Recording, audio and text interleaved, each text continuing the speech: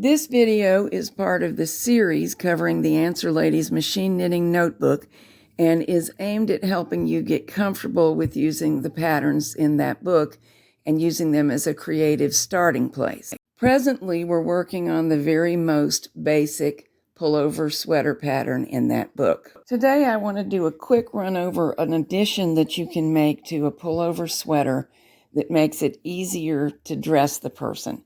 Generally, this is used for babies, but it can also be useful for dolls and for people with disabilities. We can make it as subtle as possible or make it a design feature by using a contrasting color as we have here. However we do it, it's basically an additional opening that makes the head opening larger, so you have more wiggle room. With babies and dolls, it's because their heads are larger than most adults' heads, proportionate to their bodies. In the case of a disability, it's because if you don't have a normal range of motion, it's extremely hard to work your arms into a pullover, and this can really help. We must do this before sewing the sleeve to the armhole so that the extension can be overlapped and sewed shut at the sleeve end. That means the sleeve remains perfectly normal. So I'm going to show you how to knit it after creating the neckband and before attaching the sleeve. Here the neckband is finished. You can see it inside and out. Here are the shoulder stitches and the neckband.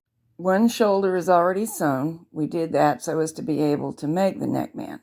Now we're going to hang one side of the remaining shoulder stitches plus the neckband on an appropriate number of needles and knit an extension onto them.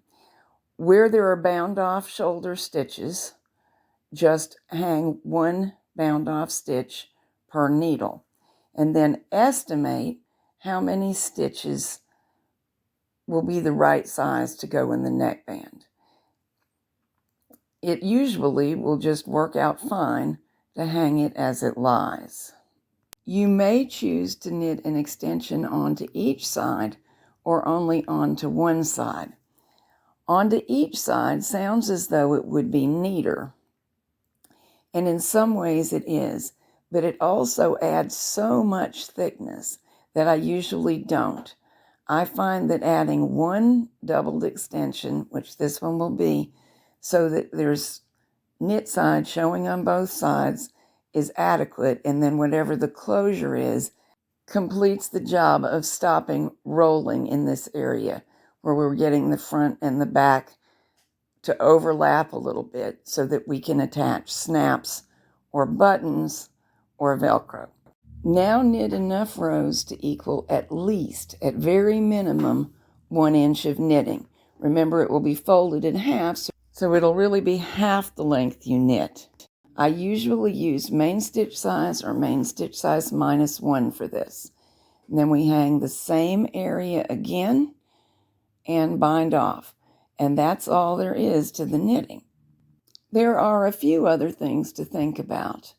If you want it to be maximally discreet, having the front overlap the back is probably the way to make it less obvious from the front.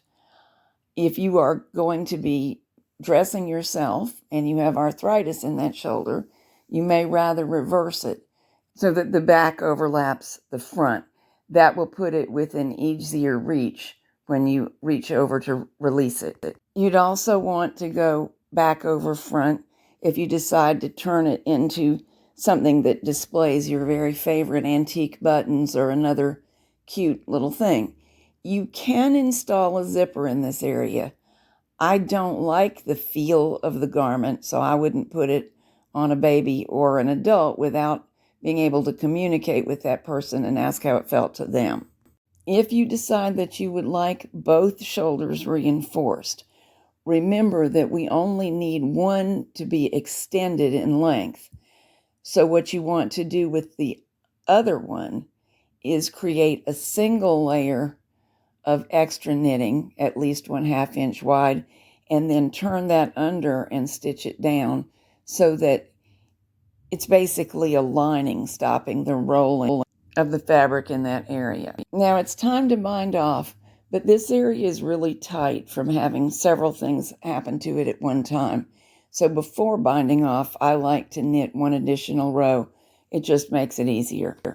Now the sleeve may be sewn in if you're ready, and the closures may be added now if you wish, or you can wait and think about them and put them in at the very last when the sweater's getting its finishing touches.